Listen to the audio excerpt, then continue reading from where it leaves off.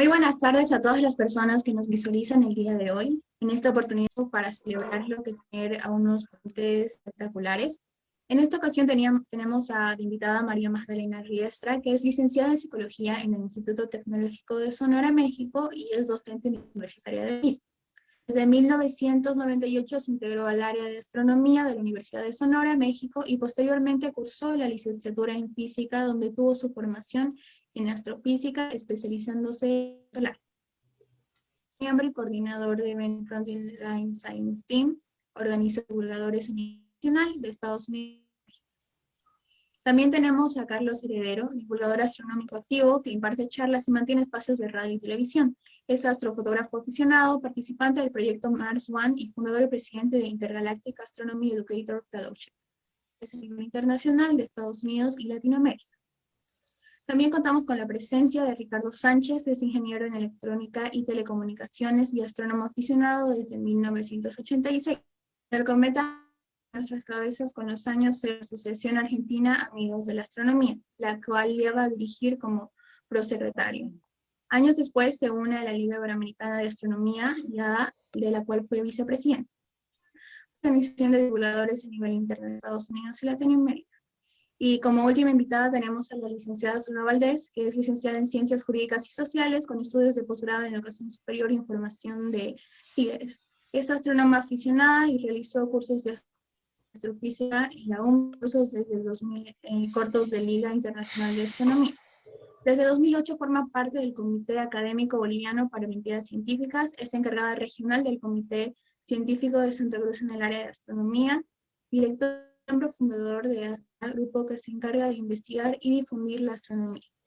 Actualmente igual es miembro y coordinadora de Frontline Science, organización de divulgadores a nivel internacional de Estados Unidos y Latinoamérica. A continuación, para comenzar con las exposiciones y un poco del conversatorio sobre la Luna, vamos a ir respondiendo unas preguntas con cada uno de los invitados que igual irán desarrollando un poco en las temáticas. La primera pregunta la tenemos para Magda, que nos dice, ¿qué teorías acerca de la forma? Les voy a hacer una presentación breve sobre las teorías que ha habido. Ahí estamos. Sobre las teorías que ha habido respecto al origen de la Luna. ¿Alguien me puede confirmar que se vea mi pantalla, por favor? Sí. Ok. No se oye entrecortado. Escucho entrecortado algo, pero bueno. No, está correcto. Perfecto, muy bien. Bueno, vamos a dar inicio entonces con estas teorías del origen de la Luna. Hasta ahorita, el origen de la Luna ha sido muy debatido a lo largo del tiempo. No se sabe, bueno, hasta ahorita no se ha sabido a ciencia cierta qué es o cómo fue la formación de la Luna. Tenemos hechos, tenemos datos. Sabemos, por ejemplo, que la Tierra tiene unos 4.500 millones de años y la Luna tiene la misma edad. Sabemos que la composición química de ambas es muy similar, presenta ciertas similitudes y ciertas diferencias con el manto terrestre, el manto de la Tierra. La Tierra tiene un núcleo metálico grande, mientras que el de la Luna es muy pequeño. También sabemos que la Luna es como un pedazo del manto, de la corteza de la Tierra, sin el núcleo metálico. Es menos densa que la Tierra y es muy cercana a la densidad del manto de la Tierra, sin el núcleo. También sabemos que la Luna gira en un plano que está inclinado con respecto al ecuador de la Tierra. Y por último, otro de los datos relevantes, sabemos que las rocas lunares son muy similares a las de la Tierra. Bueno, las teorías. Vámonos directamente y me voy a ir en forma rápida y breve con las teorías menos relevantes. La número 1 es la teoría de la fisión. George Darwin, que era hijo de Charles Darwin, propuso a finales del siglo XIX, para explicar el origen de la Luna, esta teoría de la fisión. Según esta teoría, cuando la Tierra acaba de formarse y estaba muy caliente, permítanme, ok, giraba tan rápido que un pedazo salió volando y este pedazo fue la Luna. Estamos aquí en esta imagen, tenemos la imagen de la fisión en el momento que se hace esa partición. Sin embargo, esto tiene su punto debatible. Si la Luna salió despedida de la Tierra debido a su giro, ¿por qué la Luna gira en un plano que está inclinado con respecto al ecuador de la Tierra? ¿Sí? Esto tumba la veracidad de esta teoría. Tenemos la segunda teoría, que es la teoría de la captura. Esta propone que la Luna se formó en algún otro lugar del sistema y fue capturado por la Tierra en un paso cercano a ella. Pero bueno, el punto flaco de esta teoría sería que si es la correcta, entonces, ¿por qué la composición es similar a la de la Tierra? Aquí la composición debería de ser diferente. La tercera teoría que se genera en base a esta formación lunar es la teoría de la formación simultánea. Esta propone que la Luna se formó justo a un lado de la Tierra y al mismo tiempo, obviamente del mismo material que se generó la Tierra y el resto de nuestros planetas. Si esto fuera correcto, la Tierra y la Luna deberían tener exactamente la misma composición, pero entonces, ¿por qué el contenido metálico es tan distinto? El contenido metálico de su centro. Bueno, y por consiguiente, surge la teoría del impacto. Esta teoría, aquí es donde vamos a profundizar un poco más. Desde 1975 aproximadamente hubo dos grupos que estuvieron planteando la misma posición de la teoría del impacto. Fueron dos grupos independientes, entre ellos Cameron por un lado con W.R. Ward, por un lado, y luego por el otro lado estuvo el grupo de Hartmann con Davis. Ellos sugieren que la Luna pudo haberse formado a partir de un impacto con la prototierra. La prototierra sería la Tierra inicial en sus inicios, cuando se estaba formando la Tierra. Antes de 1975, en el 70 y 72, aproximadamente entre el 70 y el 72, Ringwood ya había argumentado que la química de la Luna indicaba que su material se derivó del manto de la Tierra por impactos. Pero en ese entonces no tenía él ni los medios ni las formas para poder proponer un escenario dinámico y dar una explicación completa de cómo hubiera ocurrido esta situación. Aquí en esta imagen tenemos la imagen de Hartmann, aproximadamente de la década de los 70, y cómo es que él explica aproximadamente cómo hubiera sido el impacto y cómo se generó la formación de la Luna. Vamos a profundizar un poco más. Hartmann propuso en su teoría el arrancarle a la Tierra un pedazo del mando y su corteza, y así con eso formar la Luna. Así ambas tendrían la misma composición, pero la Luna tendría pocos metales. ¿Cómo es que ocurre? El objeto para esta colisión que necesitaba la teoría de Hartmann era aproximadamente la mitad del diámetro de la Tierra, más o menos como del tamaño de Marte. A su vez, el otro grupo que estaba planteando el mismo panorama, la misma teoría, Cameron y sus colaboradores, investigaron si la idea de Hartmann era factible. Empezaron a realizar simulaciones de choque entre los objetos del tamaño de la Tierra y el Marte. Ya fueron simulaciones computarizadas en aquel entonces. Descubrieron entonces que bajo ciertos parámetros ya controlados, la colisión podía arrancarle a la Tierra un trozo de manto y corteza sin afectar el núcleo metálico. Esta imagen que tenemos aquí es la imagen de una simulación aproximadamente con un planetoide del tamaño de Marte. Y bueno, esta sería la prototierra con el impacto y todo lo que ocurre allí alrededor. A medida que la colisión progresaba dentro de la simulación, los núcleos metálicos de ambos objetos se unen. Y aunque la mayoría de la corteza del intruso, o sea, del planetoide, se quede en la Tierra, una parte de ella es lanzada al espacio. Estas simulaciones posteriormente han seguido generándose este tipo de simulaciones. Revelaron que el material formó un anillo alrededor de la Tierra.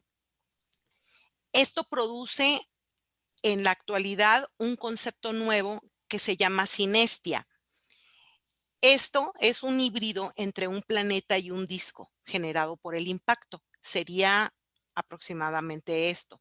Va a generar una imagen como de una dona, donde está la prototierra en el centro y alrededor se forma ese anillo, el planetoide y esa generación de ese material. Es una nueva clase de objeto propuesta para explicar el nacimiento de la Luna y el hecho de que su composición sea tan similar a la de la Tierra. Sin embargo, en poco tiempo se formó un objeto del tamaño de la Luna que barre todo el material en ese anillo. En el momento en que se genera el planetoide, aquí después del impacto, este anillo va concentrándose por breves impactos entre el material hasta que se condensa y puede generar la Luna.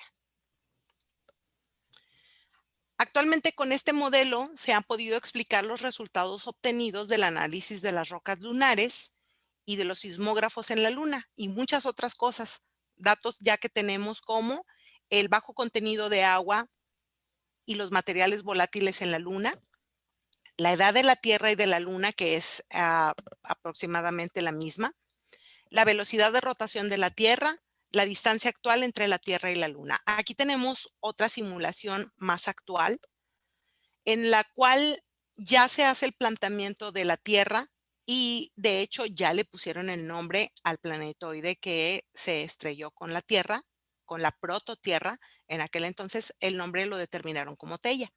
Entonces aquí se dan en las simulaciones, se ve cómo es el impacto y la expulsión de todo el material que va a generar esa sinestia y entonces a futuro se genera el disco de materia circunterrestre y por finalmente la condensación de la Luna. Y bueno, la teoría del impacto se ha convertido en el modelo más aceptado para explicar el origen de la Luna hasta el momento. El nombre dado al planetoide que chocó con la Tierra, como ya lo mencioné, es Theia, quien era una titán de la mitología griega y fue la madre de Selene, diosa de la Luna. Bueno, aquí tenemos las fuentes que consulté para mayor información, si alguien está interesado. Y hasta aquí sería mi presentación. Espero que haya quedado claro. Hasta aquí mi participación. Gracias. Muchas gracias, Manuela. Fue realmente interesante. Bueno, la siguiente pregunta que tal vez nos lleva a responder y también es alguna de las controversias más grandes que igual existen dentro de la humanidad. ¿Cómo inspiró la llegada del hombre a la Luna para que se acerque la gente? Sí. Bueno, en realidad lo que tuvo de particular, bueno, el tema del viaje a la Luna tiene dos aristas, ¿no? Por un lado, la política, porque sin dudas fue una pulsión, una lucha política entre Estados Unidos y la Unión Soviética, pero creo que fue una de las pocas veces en que la humanidad se sintió unida. O sea, el objetivo del viaje a la Luna, en los dos bandos, digamos, creo que por primera vez dio una idea clara de lo que son políticas de Estado. O sea, cómo todo un pueblo en cada país, especialmente en Estados Unidos, se alineó en un objetivo, ¿no? Es increíble que después de aquel discurso de Kennedy, todo el mundo quería llegar a la Luna, aunque nadie sabía muy bien ni para qué ni por qué. Y fue toda una revolución a nivel científico y tecnológico, porque después más adelante voy a comentar todas las tecnologías que se desarrollaron en esa época y de las que estamos disfrutando hoy. Y otra de las cosas muy importantes es las vocaciones que despertó, porque de pronto muchos se dieron cuenta que les gustaba la tecnología, la ingeniería, la informática, que casi no existía y se podría decir que hasta se inventó en ese momento, las comunicaciones, bueno, infinidad de vocaciones, de carreras que hicieron que la gente se inspire a estudiar y a luchar, digamos, por ese objetivo común, ¿no? Incluso enorme cantidad de empresas de la industria aeroespacial se vieron como muy despertadas por esto, ¿no? Después de que ya se estaban acostumbrando a construir aviones y nada más. Bueno, muchas empresas como la Lockheed bueno, muchas otras se pusieron a la Boeing, se pusieron a trabajar en el desarrollo de partes para esos famosos cohetes que después, bueno, finalmente cumplieron con su misión, ¿no? Hicieron realidad ese sueño. Claro que sí, muchas gracias. Entonces, tal vez podemos pasar a la siguiente parte que le toca a la licenciada Zulma. Tal vez nos pueda hablar un poco de cuáles son los mitos y las verdades que hay.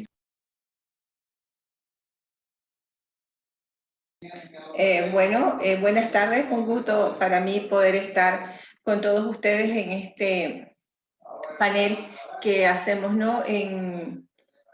Recordando la llegada del hombre a la luna.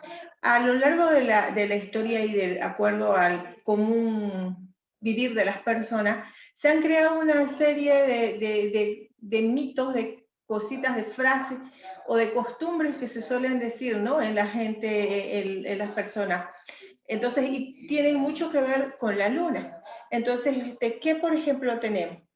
Dicen que la luna es redonda, totalmente blanca y que hay bueno, y que así como la vemos desde acá es así, pero sabemos que no es tan así. La luna no es completamente redonda, científicamente comprobado que tiene un achatamiento muy similar al planeta Tierra y no es blanca. Así es un satélite, como explicaba Maga hace rato, que ha tenido una formación ya y que, bueno, está conformado por rocas sólidas y también tiene en algunos lugares unos mares, etc. No tiene una luz propia. La luz que nosotros vemos en lo que es luna llena es como un espejo que nos refleja la luz del sol. Entonces ese es un mito. La luna no es completamente redonda ni tampoco es totalmente blanca. Y aquí yo tengo una pequeña anécdota.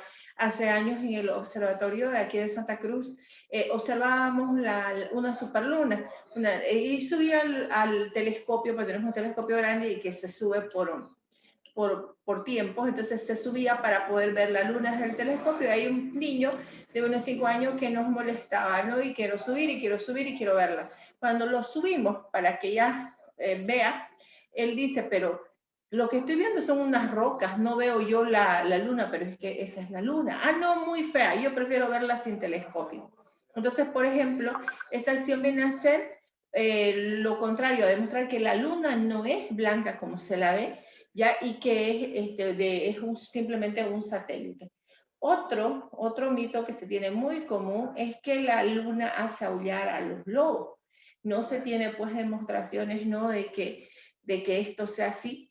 Ya de la luna no tiene una influencia directa en los animales y la influencia que tiene simplemente es en las mareas, ¿no? Y donde de alguna forma influye, pero así como para que digan que lo aúlla porque es la luna llena, es un mito que no es real. Otro que tenemos es las mujeres se ponen de parto con la luna llena. También es una cosa que se dice mucho, que la mujer cuando está por tener a su niño, si es luna llena, como que te ayuda para el alumbramiento. Eso es simplemente un mito que se ha transmitido generación en generación y no hay pues un registro en las maternidades o en las clínicas de que hayan partos en los días de luna llena. Quizás se asocia lo único que está asociado son los 28 días del ciclo lunar, de las fases de la luna y el ciclo menstrual en las mujeres. No es la única relación o comparación que podríamos hacer, pero en sí no es también un mito que no es verdad que se ponen más de parto cuando hay la luna llena. Otro, y este es uno de los más comunes, como el próximo, que la luna causa locura, ¿ya? Incluso se han tejido muchas historias películas, y todo esto que vienen, libros que se escriben acerca de esto. Tampoco está determinado que tenga una influencia directa con el hombre. Por lo tanto, esto que causa locura viene a ser también un mito que no está comprobado. Y este es, creo que, uno de los más comunes. Se han escrito canciones, tenemos libros, películas, que los hombres se pueden convertir en lobos. ¿Ya? También es un mito, no tiene ninguna explicación. No creo que haya, la naturaleza humana que tenemos es humana y seguirá siendo humana mientras vivamos. Entonces no hay ninguna influencia, sino que se han tejido sobre este astro, ¿no? Que ha inspirado no solo poesía, romances, historia, muchos mitos que la gente tiene. Entonces, hay otras creencias.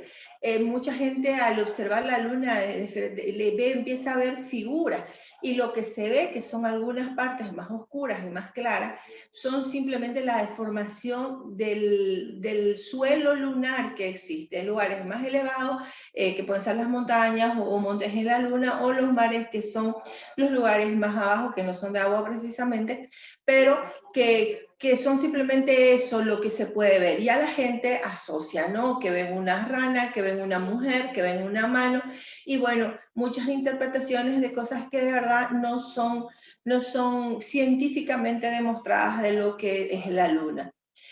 También una muy común, la influencia de la crecida del cabello. Te cortas el cabello en luna llena y tu cabello va a crecer.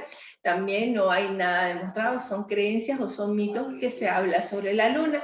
Y bueno, también otro que es más dentro de las historias, el lado oscuro de la luna, el refugio de las almas en pena.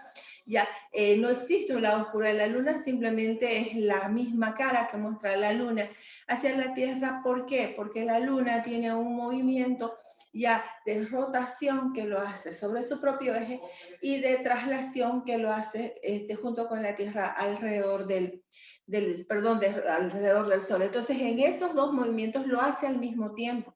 El mismo tiempo que rota es el mismo tiempo que da la vuelta. Entonces, es por eso que siempre está mostrando una misma cara. Hay muchas otras creencias, hay muchas historias dentro de las civilizaciones, sobre todo en las civilizaciones americanas, que nosotros tenemos más conocimiento acerca de la luna, incluso una breve de la cultura guaraní, que está aquí en Tierras Bajas, donde nosotros vivimos. Cuenta que cuando se produce un eclipse es la muestra de que el Aña, o el dios del mal, se come a la luna. Entonces, son creencias, ¿no? Y bueno, todas estas cosas son mitos que la gente ha empezado a tejerlos y que ha empezado a darlos a lo largo de la historia, pero que científicamente no están comprobados. Entonces, yo he hecho esta explicación de cómo comparar las cosas que la gente común o se dicen normalmente, pero que la ciencia no los ha comprobado, pero son parte de la cultura de los pueblos. Entonces, esa era la explicación, diciendo sobre los mitos y verdades acerca de la luna. Zulma, es realmente igual importante poder discernir un poco de lo que son los mitos y las verdades en cuanto a muchos aspectos astronómicos que también encontramos. Volviendo a hablar un poco del viaje del hombre a la luna, tenemos la siguiente cuestionante igual para Ricardo, que ¿cuál fue la influencia o cuál es la influencia en la tecnología que tuvo el viaje a la luna?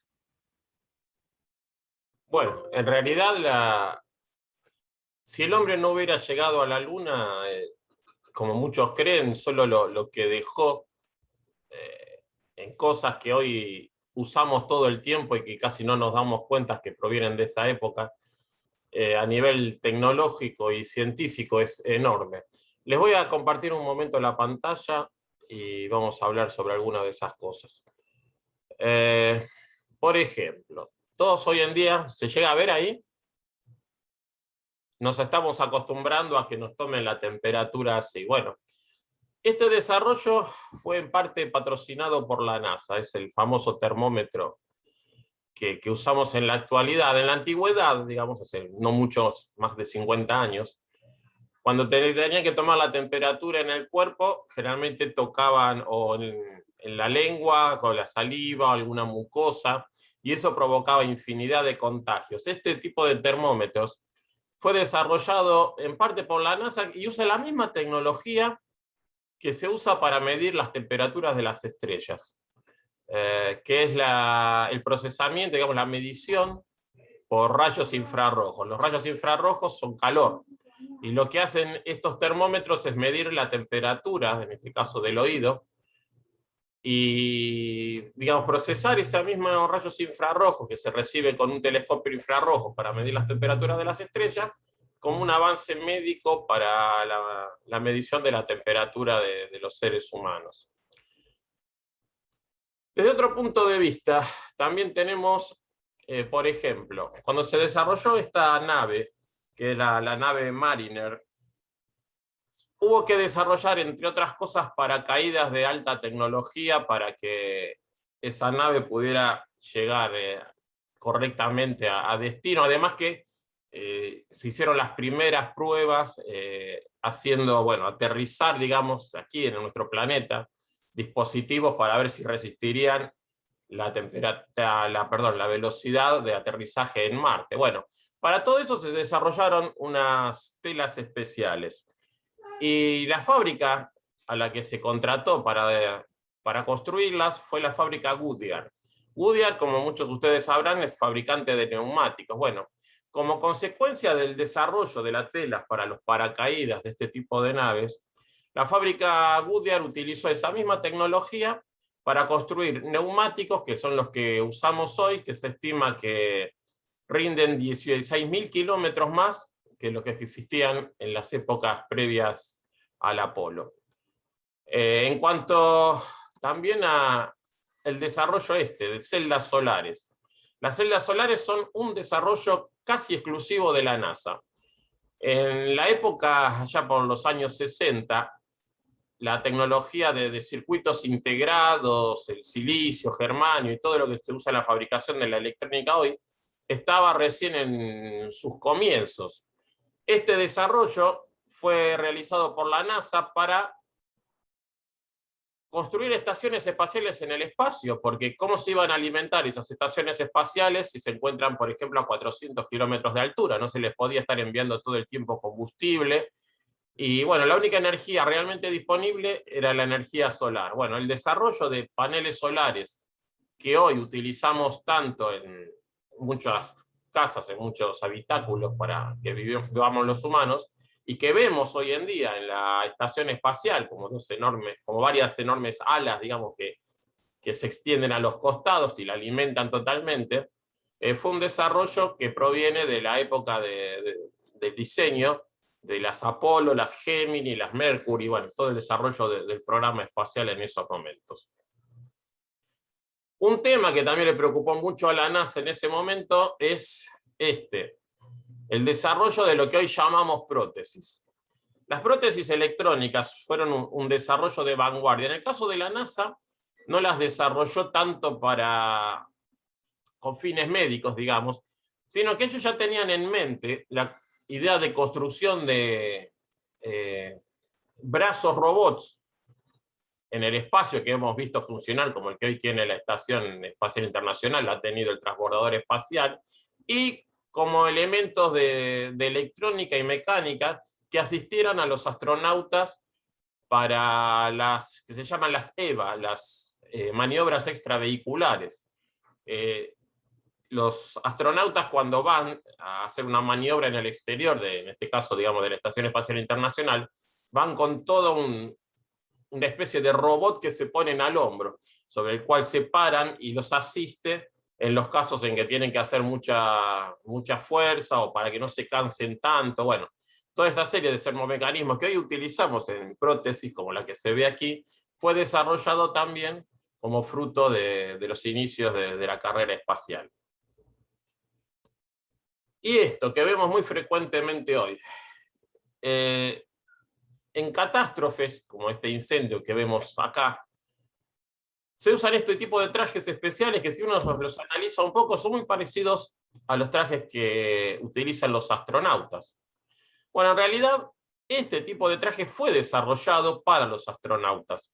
La NASA desarrolló telas especiales ignífugas, o sea, que no se prendieran fuego, porque se tenía mucho miedo, y de hecho sucedió, que las cápsulas se pudieran prender fuego y murieran los astronautas. Bueno, sabemos que hubo el caso de una Apolo que se incendió. Bueno, se desarrolló toda una tela especial y las escafandras que vemos ahí son muy parecidas a las que utilizan hoy los astronautas. Los rusos se animaron alguna vez a enviar cosmonautas sin escafandras y murieron.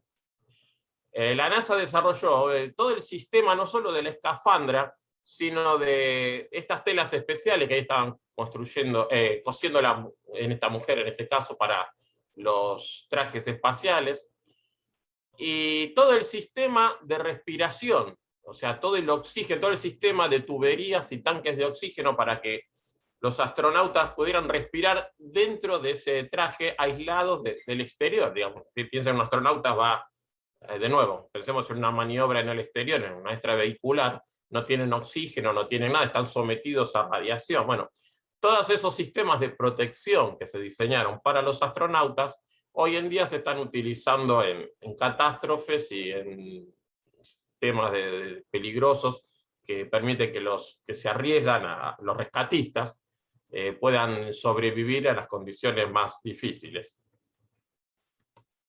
Y esto que ven acá es lo que se llama un chip CMOS. ¿Qué es un chip CMOS? Bueno, es el chip que tenemos todos nosotros en las cámaras de nuestros celulares.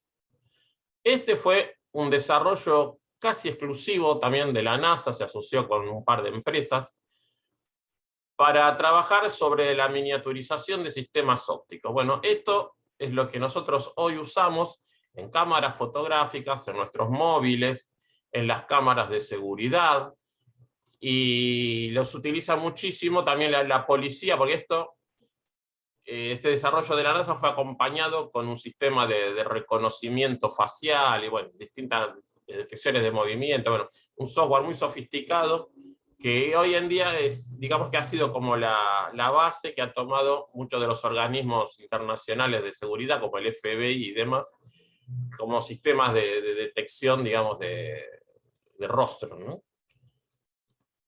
Y esto que se ve tan feo acá, es lo que comían los astronautas. Uno de los desarrollos que realizó la NASA fue la deshidratación de alimentos. ¿Por qué? Bueno, por dos cosas. Primero, cuando se le quita el agua a los alimentos, se conserva muchísimo tiempo más. Piense que los astronautas, en el caso de la estación espacial, que están meses allá en el espacio, no se les puede estar llevando comida todo el tiempo. Bueno, ahí el sistema es un poco diferente, pero este tipo de bolsitas con comida que se hidrataban eran los que comían los astronautas permanentemente, y tenía una ventaja adicional. El hecho de sacarle el agua hacía que pese mucho menos. O sea que era una comida que se conservaba muy bien, muy liviana, no era rica, eso seguro, a nadie le gustaba, pero tenía los nutrientes necesarios como para que un astronauta pudiera sobrevivir por bastante tiempo aislado, separado de nuestro planeta. Y el tema de las telecomunicaciones. Bueno, esta es la sonda LRO de la NASA, una sonda de reconocimiento lunar. Para este tipo de sondas, piensen que estamos hablando de sondas que se envían millones de kilómetros separados de nosotros, ¿no? En el espacio.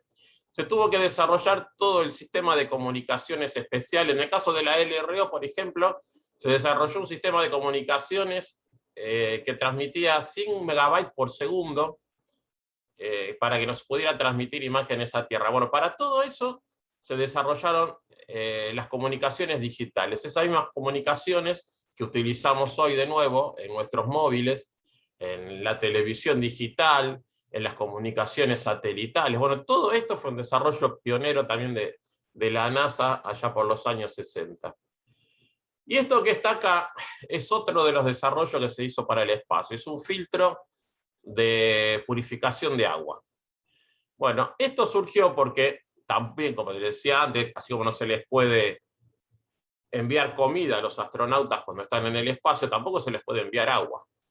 En el espacio se recicla la orina, el sudor, todo se filtra por este sistema que hoy en día muchos tenemos en nuestras casas, que se llaman purificadores de agua, y sale el agua limpia que después los astronautas beben sin ningún problema, pura. bueno, un desarrollo también de la tecnología espacial. Y esto que está acá es algo que muchos jóvenes no me van a creer. Voy a empezar por acá. Esta es una memoria de la computadora de la Apolo. Eso que se ve ahí es esto. La memoria de la Apolo no era una memoria con un circuito digital como lo vemos hoy. Eran unos núcleos de ferrita, un núcleo magnético, ferromagnético, cosido a mano por gente como esta. La NASA contrataba personas cosedoras profesionales, por decirlo así, para poder coser uno a uno esos anillos de memoria que fueron los que volaron en la Apolo. La tecnología de la informática fue una de las cosas que más se benefició de las Apolo, porque piensen que en esos años, y ahora les voy a hablar en un momento de lo que era la informática en ese momento, perdón que me adelanté, una computadora en los años 50 y 60 ocupaba lo que hoy sería una habitación grande completa. No se conocían prácticamente los circuitos miniaturizados, funcionaban con tarjetas de papel. Cuando algún científico quería llevar un estudio para realizar a través de una computadora, tenía que ir con la tarjeta perforada, llevarla a los analistas de sistemas que lo pusieran en una computadora y después les entregaran los resultados. Lo que consiguió la NASA fue reducir todo eso a lo que hoy conocemos como sistema, o casi sistema de disco rígido y cintas magnéticas, al tamaño de una valija pequeña. Eso voló en la Apolo. O sea, imagínense que en la época, como les decía recién, en que una computadora era del tamaño de una habitación, llegó a ocupar el espacio de un maletín común. Bueno, ese fue uno de los grandes beneficios que también nos trajo la tecnología espacial, como les decía antes, se haya llegado o no a la Luna, según muchos, la vida nos cambió a todo con este tipo de cosas. Y el desarrollo de esto, que muchos mal creen que fue desarrollado por Bill Gates, Steve Jobs y qué sé yo, nada que ver.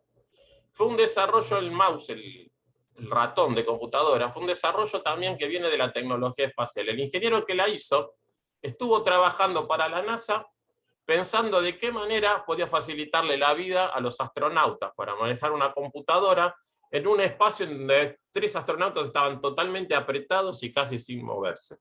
Bueno, ese ingeniero se fue después de la NASA y terminó desarrollando desde una empresa externa lo que hoy conocemos como el ratón de computadora. Así que bueno, más o menos con esto termino.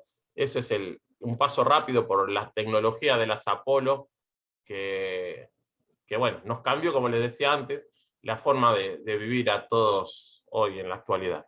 Muchísimas gracias por su aporte. Ahora vamos a hablar un poco sobre lo que nos espera acerca de la Luna, entonces con la intervención del señor Carlos. La pregunta es, ¿cómo se espera que sea la exploración lunar? Sí, bueno, gracias por la pregunta, que es muy válida y en estos momentos resulta muy importante. Yo voy a compartir en la pantalla para mostrarles una pequeña presentación con algunas imágenes que precisamente abordan esta parte del asunto. Nosotros llevamos más de 50 años sin ir a la Luna. O sea, el vuelo a la Luna fue realmente más que lo que piensan las personas, que fue como una simple competencia tecnológica, en realidad fue una competencia política. O sea, si no hubiera habido una presión política entre 2 sistemas opuestos, no hubiéramos ido a la Luna, porque realmente no había interés. Incluso en el momento en que Yuri Gagarin, o que el momento en que se lanza el Sputnik 1 por la parte de la entonces Unión Soviética, los Estados Unidos, el presidente de los Estados Unidos estaba haciendo todo lo posible por frenar el lanzamiento de cualquier objeto fuera de la atmósfera terrestre. Entonces, a lo largo de la historia, el desarrollo tecnológico ha estado un poco siempre relacionado ya sea con la política o con la parte militar. Y entonces, de paso, bueno, la parte científica se beneficia, ¿no? Pero realmente los objetivos son bien claros, todos sabemos muy bien por dónde andan. Pero hace aproximadamente poco más de un año, la NASA anunció el proyecto Artemisa, que es simple y llanamente la idea de hacer regresar el hombre a la Luna. Entonces, dentro de este proyecto han agregado algunas ideas revolucionarias desde el punto de vista social, porque quieren poner la primera mujer en la Luna, y después agregaron que querían poner la primera persona de color en la Luna. Como todos sabemos, bueno, todos los astronautas eran hombres y todos eran blancos, o sea, todos los que participaron en el proyecto Apolo. Y por supuesto, bueno, los famosos 7 supremos aquello y toda esa historia, todos eran del mismo tipo. Entonces, dentro del entorno actual de la política mundial y de la economía mundial, por supuesto, la China está tomando, como todos sabemos, un lugar importante. Y ha desarrollado muchísimo su tecnología espacial, todo su proyecto espacial. Entonces, por supuesto, los chinos, y ahora se han unido con los rusos, o los rusos con los chinos, aunque yo creo que más bien China tiene muchísimo más poder actualmente que Rusia, por supuesto. Y entonces han creado también un acuerdo para crear algún intento de proyecto lunar, de poner hombres nuevamente en la Luna.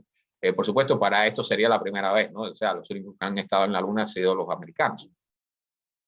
Entonces, dentro del proyecto norteamericano, el proyecto Artemisa, han logrado reunir a 12 países. Lo último que escuché era que Corea del Sur también se había sumado a este proyecto.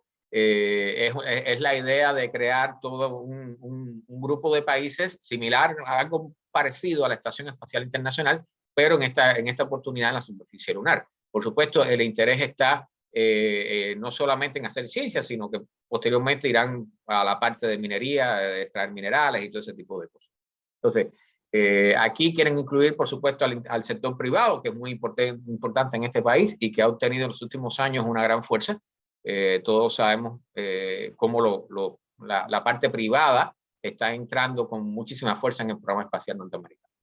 Entonces, la NASA creó esto que llamaron Acuerdos Artemisa, donde varios países han firmado y se han puesto en una sola línea para crear no solo una base en la Luna, que posiblemente sea en el Polo Sur Lunar, que es una región estratégica hasta ahora, es la región más importante de la Luna para nuestras facilidades, y crear también lo que se llama una compuerta lunar.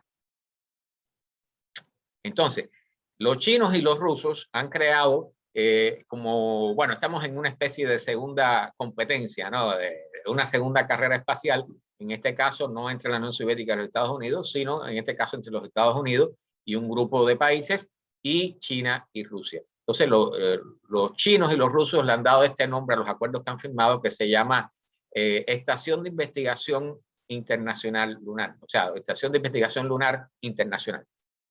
Como ven, es un poco más modesta, por supuesto. No sé hasta qué punto Rusia no tiene suficiente dinero para hacer todo lo que quisieran hacer, pero los chinos sí. Entonces, ellos ya tienen, como ustedes deben saber, una estación en órbita, o sea, una estación espacial en órbita con 3 chinos a bordo. Han hecho su primera caminata espacial y están entrando con mucha fuerza. Entonces, definitivamente, aunque el desarrollo que se prevé, o sea, las imágenes que se ven, el desarrollo que han lanzado en el documento inicial no es tan potente como el que quieren hacer los americanos en conjunto con estos otros 12 países, definitivamente piensan hacerlo lo más rápido posible. Entonces, estamos definitivamente ante una nueva carrera espacial. Como dije, bueno, este proyecto chino-ruso tiene o sea, una de las razones que explican para justificarlo en lo cual ellos han puesto entre uno de los primeros párrafos la necesidad de una organización internacional y trabajar con socios internacionales. O sea, definitivamente aquí tú ves que hay ciertas contradicciones, porque si quieren trabajar con todos, porque no están dentro del proyecto Artemisa, pero obviamente, por supuesto, la NASA, aunque es la agencia que más dinero maneja todavía actualmente en el planeta, no tiene por qué ser la única que organiza cosas, pero como ven, aquí se comienzan a manifestar nuevamente la bipolaridad en la carrera espacial. Es parte de lo que se supone que sea la primera misión Artemisa, que va a tener muchos cambios. De hecho, vamos a hablar ahora sobre el portador, el cohete portador, que es la parte más importante que la NASA quería incluir en este proyecto. Vamos a ir allá. Como ven, es bastante complejo. O sea, ninguna misión espacial es sencilla, pero realmente hay muchos pasos a tener en cuenta o sea, cualquier pequeño detalle hay que tenerlo en cuenta. Siempre les invito a ver la película Apolo 13, donde ahí se ve muy bien todos los problemas que puede haber en un vuelo espacial. Este es el famoso SLS, o sea, el Sistema de Transporte Espacial de los Estados Unidos, que en parte es reciclaje del transbordador espacial. Todos sabemos que los transbordadores espaciales se retiraron en el año 2011, después de 2 accidentes donde se perdieron el Columbia y el Challenger. Y entonces la NASA ha creado este híbrido, o sea, han reutilizado el tanque de combustible central ese de color amarillo anaranjado. Están usando los motores del transbordador espacial, que eran reutilizables. En esta ocasión lo están transformando en algo que no van a poder reutilizar, los van a destruir en un primer lanzamiento. Son estos 4 motores que ven aquí cubiertos en rojo. Y los 2 cohetes de combustible sólido, que bueno, lo que han hecho es alargarlos un poco más, que están a los costados y que son parte importante de la primera etapa. Aquí ven un poco a escala cómo el cohete SLS se compara con lo que era el transbordador. Es mucho más grande, definitivamente, pero como contrario al transbordador, no es reutilizable. O sea, es algo que se va a desechar en el primer lanzamiento. Ahora, si tenemos suerte, si todo marcha bien, después de algunos problemas que ha habido con las pruebas, es posible que en noviembre de este año, a finales de este año, se lance la primera misión con el SLS y con la nave Orión, que lleva años guardada ahí en la NASA después de estar lista, para ser probada alrededor de la Luna. Entonces, es una idea más o menos de lo que han propuesto para la misión lunar Artemis. Entonces, este proyecto incluiría, por supuesto, exploración lunar, trabajo científico, crear una base y, bueno, ahí ya tendrían, por supuesto, la búsqueda de agua, que por eso se busca en el Polo Sur, que es donde tenemos evidencia de que pudiera haber agua, hielo de agua en los cráteres que nunca son iluminados por la luz del sol. Pero una estación en la Luna tiene sus problemas, o sea, por ejemplo, el día y la noche en la Luna duran cada uno casi 15 días. Entonces, una noche de 15 días, si te vas a alimentar con paneles solares, tienes su problema. O sea, ahí puede ser que sea necesario crear reactores nucleares de pequeño tamaño que puedan ser transportados, cosa que en misiones tripuladas hasta ahora no se ha hecho. Entonces, aquí ven los diversos diseños del SLS y por lo que luce a estas alturas, y vamos a hablar ahora inmediatamente sobre el tema, ya el Congreso le ha retirado buena parte de la financiación al SLS. El SLS es un cohete que lleva años de diseño y se ha excedido de presupuesto. Ya anda por $10 billones prácticamente en desarrollo de un cohete y es el que está aquí a la izquierda. O sea, los demás que ven a la derecha no van a volar, definitivamente ya no van a volar. Entonces, pueden tener una idea de cómo están sucediendo las cosas con la NASA. En este caso, aquí hay una comparación entre el Falcon Heavy, el Falcon pesado de SpaceX, y lo que sería el SLS en tamaño. Y entonces apareció la oveja negra de la familia. O sea, esta señorita que ven aquí, más conocida por la Starship de SpaceX y Elon Musk, esta nave que está en pleno desarrollo, se ha transformado en otro campo de batalla dentro de la NASA, porque, bueno, realmente puede ser que haya un modelo de la Starship que se dedique a hacer viajes a la Luna. Entonces, vamos a hablar sobre eso. Esta es una noticia de apenas 2 o 3 meses atrás, muy reciente, en el cual la NASA propuso una competencia, lanzó la posibilidad de crear contratos para ver qué compañías podían hacer la mejor propuesta de la forma más barata posible. Entonces, sucedieron varias cosas.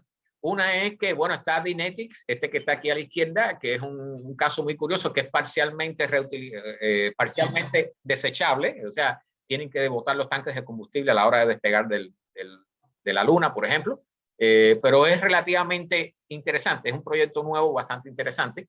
Tenemos a la derecha un equipo que se llama el National Team, el equipo nacional de los Estados Unidos. O sea, eso luce casi como un equipo de fútbol, ¿no? Que le llaman el equipo de todos y una cosa así.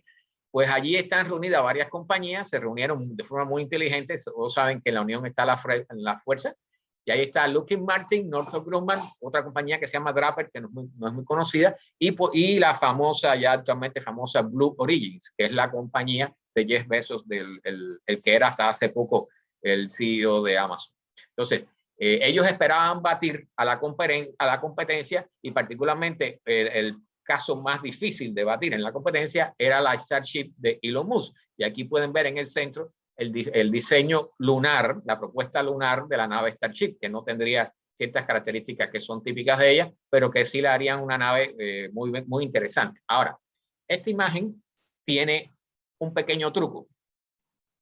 Como pueden ver aquí tienen a la derecha la imagen original, disculpe, y a la izquierda ven la imagen donde está comparado a escala el tamaño de cada una de esas propuestas.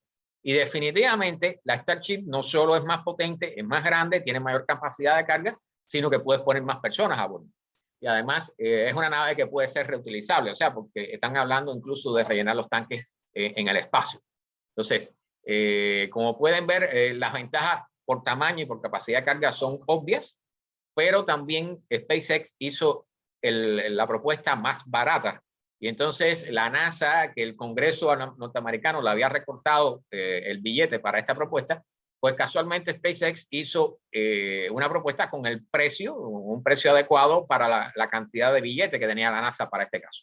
Entonces, le dieron el contrato a SpaceX y bueno, ahí salieron la protesta de Blue Origins, del equipo nacional y de Dynetics. Y bueno, ahí está, se paralizó todo, ahí está en discusiones, pero definitivamente pienso que le van a dar el contrato a SpaceX. Definitivamente porque en primer lugar, ninguno de los otros dos equipos tiene nada material para ofrecer. O sea, todo lo que están proponiendo está sin desarrollar prácticamente.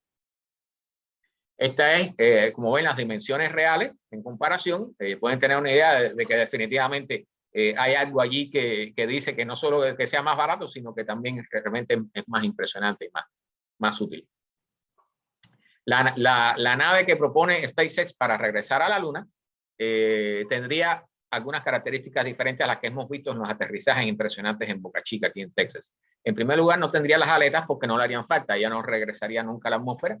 Y en segundo lugar, para aterrizar en la Luna está cubierta por algo que se llama regolito lunar, que son los restos, el polvo restos del impacto de asteroides y meteoritos contra la superficie lunar, de ese machacar constante de piedras contra la superficie, se ha creado un polvo muy fino y ese polvo es problemático a extremo. Entonces, tú no puedes aterrizar como lo hace la Starship aquí con motores en el fondo, porque vas a levantar una cantidad de polvo y vas a lanzar una cantidad de piedras que pudieran dañar a la propia nave que está aterrizando y todo lo que habría alrededor. Entonces, han creado una idea de tener motores en la parte superior que serían los que se usarían ya para aterrizar y despegar en la superficie lunar que se ven aquí a la izquierda. Estas son las diferentes propuestas, pueden ver las diferencias, como ven la Starship tiene muchísimas ventajas y definitivamente no solo va a acabar con Dynetics y con Blue Origin, sino que probablemente el SLS famoso pueda hacer un solo vuelo, porque la misión que ha inventado la NASA para no sacar del juego totalmente al SLS, van a lanzar los astronautas a bordo de la SLS y a bordo de la Starship va a ir solamente combustible y la carga. Y después, bueno, en el espacio profundo, ya cercano a la Luna, los astronautas se transportarían desde la Orión hacia la Starship y aterrizarían en la Luna, en la Starship. Aquí pueden ver la propuesta, todas las diferencias que hay entre los cohetes. Pueden ver el SLS, que es ese rojo que está en el centro, es incluso más pequeño que el Saturno, lo cual, bueno, a estas alturas, para todo lo que ha gastado la NASA, debiera ser una vergüenza. Pero allí estamos. Como ven, la Starship va a superar todo eso. Esperemos que puedan llevarlo a feliz término. Y aquí, bueno, la imagen final, pueden tener una idea de la escala de lo que probablemente sea el futuro en la Luna de los americanos. Los rusos no han ido mucho más allá del acuerdo, o sea, de entregar un documento. Las propuestas no están claras, pero esto es lo que pudiera ser el futuro, lo más cercano que vemos al futuro de la presencia del hombre en la Luna. Hasta aquí la presentación. Muchísimas gracias por la intervención. Realmente es muy interesante y alucinante, bueno, lo que nos separa en el futuro. Licenciada Suma, me parece que tal vez quería hacer un comentario o alguna intervención antes de poder cerrar este conversatorio. No sé si es que hay algunas preguntas en el Zoom, en el comentario. Si es que no hay, bueno, yo quería agradecerles al equipo de Frontline, a Ricardo, a Carlos, a Magda, por habernos acompañado esta tarde de parte de AstroCBA. Un agradecimiento, estamos haciendo un especial de acuerdo a recordando, ¿no?, los 52 años esta vez de la llegada del hombre a la Luna. Por lo tanto, todos nuestros conversatorios de este mes son en base a la luna. Un agradecimiento muy para ustedes muy grande por habernos acompañado esta tarde. Y bueno, quería también anunciar el próximo conversatorio, que sería el jueves 24, y tendríamos desde la Liga de Chihuahua a Ulises de la Torre, que nos va a hablar sobre misiones espaciales a la Luna. Invitarlos también, y bueno, muchas gracias por estar con nosotros en esta tarde, en este conversatorio sobre la Luna así a nivel general.